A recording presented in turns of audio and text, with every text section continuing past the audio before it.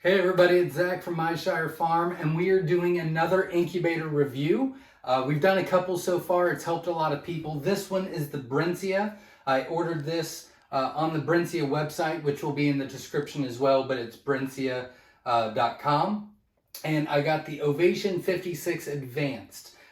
Pretty much this is the same one that they use for a lot of different varieties. It's just how many you can fit in there, but they're all made the same way. I got in touch with them a while ago and said, hey, I was just wondering, I have a lot of people starting to raise quail or starting to hatch things, and they want to know what incubator to use. Is there any way you would give a discount? They agreed, which was very kind of them. So if you go to their website, which is Brinsea.com, and you put in the coupon code Myshire Farm, or no, I'm sorry, it's just Myshire, you'll get 10% off the incubator, which was very nice. So that's what I did when I bought this incubator. I used the coupon code Myshire. I got 10% off, and so we're going to show you how it works. So I did already unbox it. It literally came out like this, so I mean it was pretty easy. I'm going to show you the inside if you want to come over here, and then we'll plug it in. I did read the instructions. If you watched our other videos of the different incubators, I kind of fumbled around at first. Yeah, so this is the trays that it automatically comes with, which is kind of cool. They're a little bit big for quail, but I think I'm going to try to make it work because the trays for the quail eggs was more money, and I'm cheap, pretty much how it works. So we're going to see if this will work, but I think it will. I've heard a lot of great feedback from people that use these already. I am going to show you real quick. I'm going to take a couple of these out. One thing that it comes with are these right here, if you can look inside. And this is how you determine the humidity. We're going to do a dry hatch on this one. This is the first time that we've hatched anything out in the house in probably 12 years. So we're just going to do a dry hatch and see how it goes. If you want to come back down here and look, this is how easy the turners fit in. You just put this one right in the groove, this one right in the groove. Oh dear God. And you're good to go. Yeah, so that's pretty much it. So I'm going to take the lid here. I'm going to put it back on this sucker.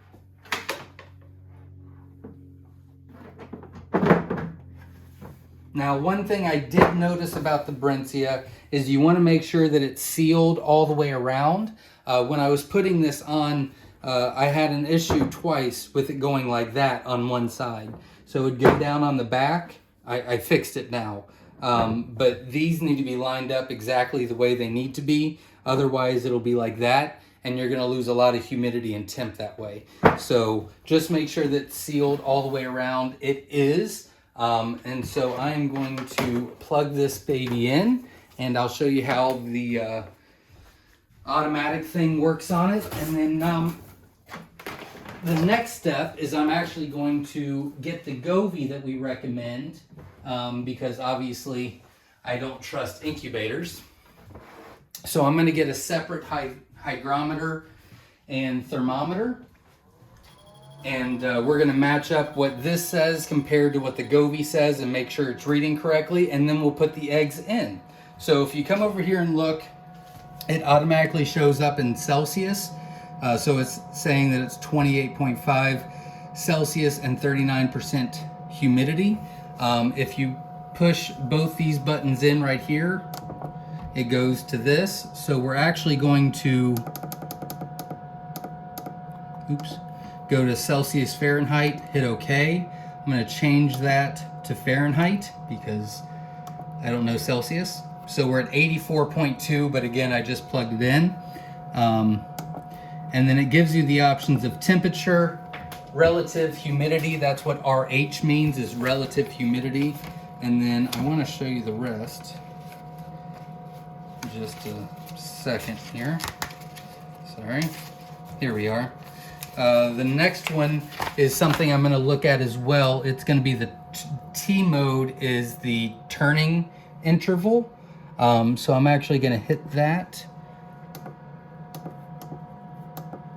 and that's going to be turned on.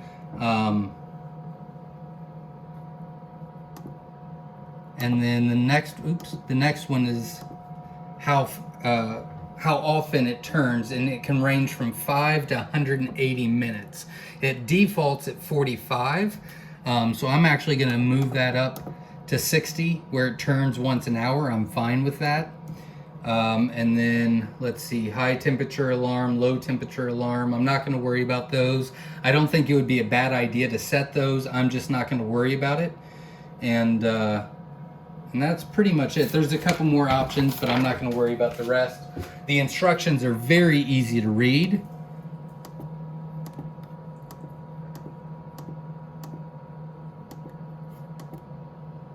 And we are back on. So we're in Fahrenheit. We're at 87.8, 36% humidity.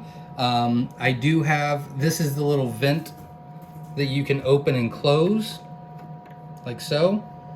And it goes from very little, I don't know if you can see that on there. And then it also will go all the way open. So I'm going to turn that all the way down for right now, let it heat up. And we'll get the Gobi in here, we'll check it out, and we'll put eggs in. Let's see how it goes. Hey everybody, it's Zach from Myshire Farm, and today we're actually going to talk about the Gobi. If you don't know what that is, it is a thermometer hygrometer that I highly recommend. We're actually doing a test on the Brinsea here, which that video will be coming out shortly. But my philosophy is to never trust incubators. In my opinion, all incubators lie. Whether it's from the get-go or 2 years later, something's not going to read correctly. So according to this has been reading 99.5 for quite some time. I'm actually going to put the Gobi in there. It's on our Amazon store, which is in the description if you want to check it out. But I got a 2-pack. I think it's $22 or something like that. But it's wireless control. It can load up to your phone. Also with this, if you download the app, it actually gives you instructions on how to calibrate it as well, which is really nice. And then this actually tracks on your phone like dips or anything like that. So like if you're out of town for a few days, you can see if there's any dips in temp or anything like that, which is really, really cool. So we are going to put this right in here. If you want to come over here and check it out. We're going to put it right on top where the eggs would go. Close this up. And then we will check it out in just a little bit to see if it's reading correctly. We usually like to test it a few different times. So I'm going to put it right in the middle for about 2 hours. And then every 2 hours, I'm going to put it on all 4 sides to make sure it's reading correctly. But according to this, it's 99.5 to 99.6. And we'll see how it goes. But yes, never trust your incubators. I highly, highly recommend the Gobis.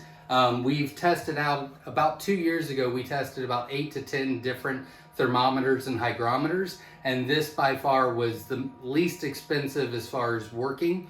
And it's very accurate for us. So I just wanted to give you an update on that, and good luck. All right, everybody. So we've been testing the Brinsea with the Gobi. Everything's looking good. So now it is time to put in the eggs.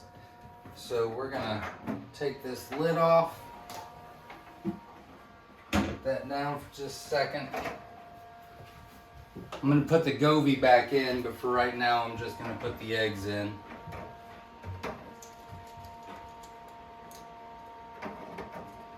Now these are technically chicken rails, but I think this will work just fine for the quail.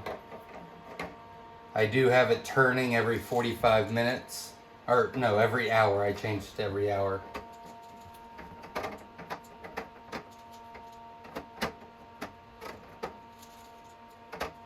The eggs that we're hatching out are mixes from our mixed cages. So we should get a bunch of different fun colors. One thing I have decided on is when I take the rails out and we candle, I am going to put blue paper towels at the bottom. Not a big fan of the plastic on their feet. And that should help them with splay leg and things like that.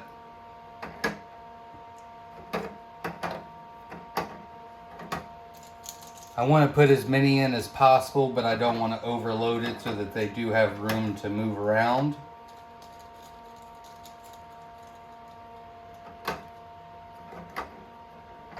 Oh, that one is broke.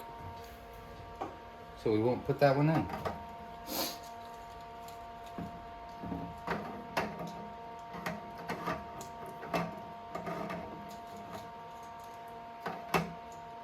If you do get the quail rails, you will be able to put more eggs in. I think this one holds 120 quail eggs with the quail rails.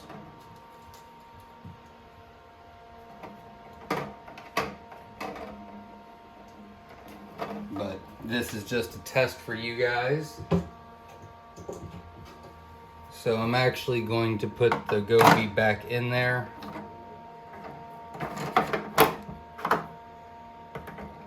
Just to keep an eye on it. We will put the lid back on. And let it heat up. And I've got the vent as closed as possible until lockdown. And let's see how it goes. So next up is candling on day 15.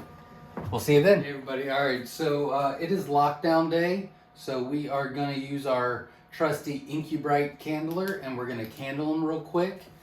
I am going to turn that light off and we'll see how many we put into lockdown.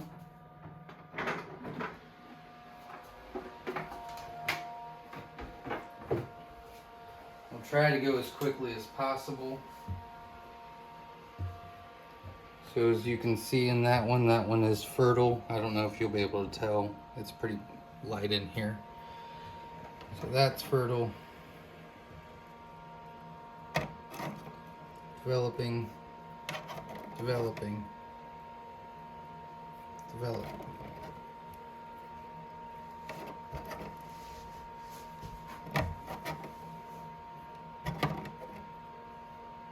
So far, so good.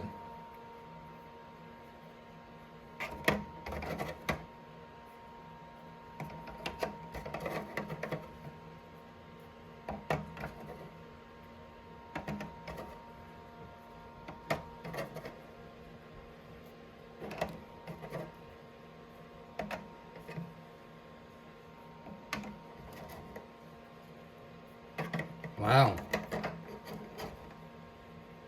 So far we're doing absolutely fantastic. One bad.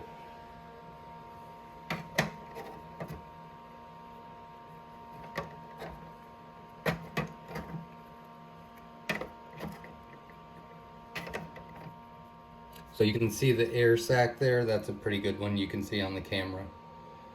So that means that we're doing well with that and it's developing just good. This one feels, yep, that one's bad. Good.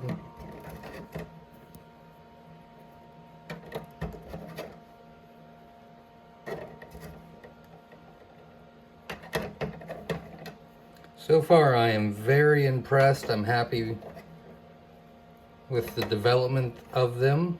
Also means that our males are doing very well.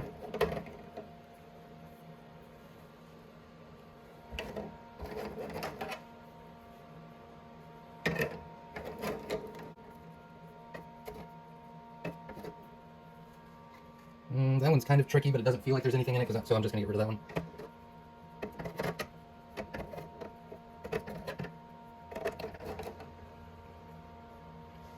So this one would be bad. You can see all the way through. It means it either was not fertilized or it did not start developing. So it looks like this side over here would probably need a little bit more insulation.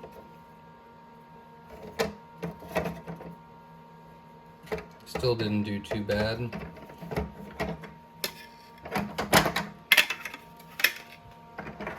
So I'm gonna take these out.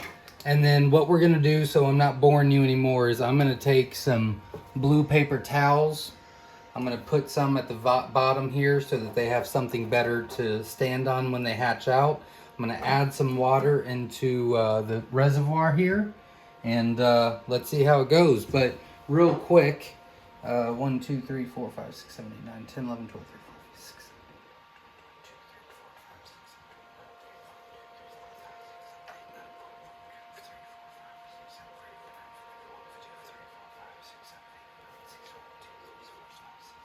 16, 67 fertilized and going, and 2, 4, 6, 8, 9 not. So I would say that's pretty good numbers so far. So I'm going to turn the light back on, get that down, and then let's see how they hatch. All right, guys. So as you can see, you can look in here. We've got the eggs at lockdown. I did fill up the water reserves. We'll keep an eye on that. Now they do come. You can buy a Brinsea where it has an automatic humidifier with it, which is nice. I just, for this experiment, I didn't want to spend the extra money, but it's not a bad idea to go ahead and get that. I think it'd be worth it long term. So we put the blue paper towels down. So with the plastic, Jenna's holding the camera right now, but she was saying once we got off, when we turned the camera off, that the plastic is really nice to keep clean. However, it's not good for their feet, and I just want to make sure that you guys knew that. That's why we put the blue paper towels down, so that you don't create splay leg. Splay leg is an environmental thing, and it's because the plastic is, you know, really hot and really humid in there, and their legs just go straight out. So this should help a lot, but it's already getting back up to temp, which is nice. And hopefully the next time you see me, it's because we had a massive hatch rate. All right, everybody, we have babies quite a bit in there already and a ton breaking through. It is day 17. Last night I did fill up the water to give them a higher humidity, and it is working. So if you have any issues with hatching late, just dump a bunch of water in there and let the humidity build up. But we'll do a final count tomorrow, and I'll let you know the final results. All right, everybody, so they hatched. I brought them down, got a brooder ready, and put the chicks in here. We have quite a bit that hatched out. I want to let you know, this was the mix that we hatched out just from one of our mix cages. You can see a lot of different varieties in here. And in about 2 days, I'm gonna have to switch these blue paper towels out. There's more than what I thought would hatch out, which is really exciting. So we're gonna go outside where it's a little bit quieter, and I'll give you the rundown on the whole experience. All right, everybody, so I've got the numbers for you. They're actually really, really good. I'm really impressed with it. So I wanted to go over those with you. So we put 76 total hatching eggs in. They were 3 days old when we put them in. When we candled, there was 67 fertile, 9 that did not develop, which gives us an 88% fertility rate or development rate, which I'm very happy with. And then out of the 76, 67 went into lockdown, and then 10 did not hatch. So out of the ones that we put into the lockdown, 57 out of the 67 hatched, which would be an 85% fertility hatch rate. And overall, it's a 75% hatch rate. I know those are a lot of numbers for you. They're all good. I'm very happy with all of them. So real quick, we put 76 eggs in, 57 eggs hatched out. And then 10 of them were developed but did not hatch all the way. I could have done probably a little bit better on keeping up with the humidity. I only filled it up twice, but I should have done that more to probably get a couple more hatch, but I didn't. So that's my error. But I'm very happy with the numbers, very happy with the result. I literally probably spent, I mean, I did the video, but like if I was just doing it with no video and just hatching out, I probably would have spent no more than 20 minutes on the whole process. Put it together, you know, put the eggs in, and then, you know, I wouldn't have even candled. I would have just put them all in, filled up the water, and let it go. So it's a very easy to use incubator. I'm very impressed with it. I did happen to look on their website. They've got a lot of different options, anywhere from $100 to, you know, cabinet incubators are $1,000. So there's a lot of different options for you. Remember, you can use the coupon code Myshire to get 10% off. If you'd rather just go to Amazon, the Amazon link is in our description. You can click on that link and it will take you to the ones that we recommend as well. But I'm very happy with it. Overall, this is the best incubator we have reviewed and tried out. We've tested the Nurturite 360. We did well with it. The Little Giant we did well with. The Hovabator we didn't, but that was my fault. And then we've tested this one and one more that we did not post the video. That incubator actually was sent to us for free to test out. It did not work out very well, and we just decided not to post that video since we did not purchase the incubator. But overall, out of all the incubators, this one I am super, super impressed with. So I hope you liked the video. I hope that it gave you some insight on how to incubate, if this incubator works for you, and this, that, and the other. I would recommend splurge on the humidifier that will come with it, where you can just fill up the bucket and don't have to worry about it. It's going to save you a lot of time, energy, and effort down the road. It seems as though that this incubator is going to last for quite some time, so it would be worth the money spent. The quail rails I probably wouldn't purchase. I just use the chicken eggs. It worked great for us. I wouldn't worry about it unless you want to maximize how many you put in. Like I said, I could only put 76. If you get the quail rails, you can go up to 110. So that would be an option for you as well. They weren't that expensive. But overall, an amazing experience. Very happy with it. If they watch this, thank you very much to give 10% off to the customers that do purchase.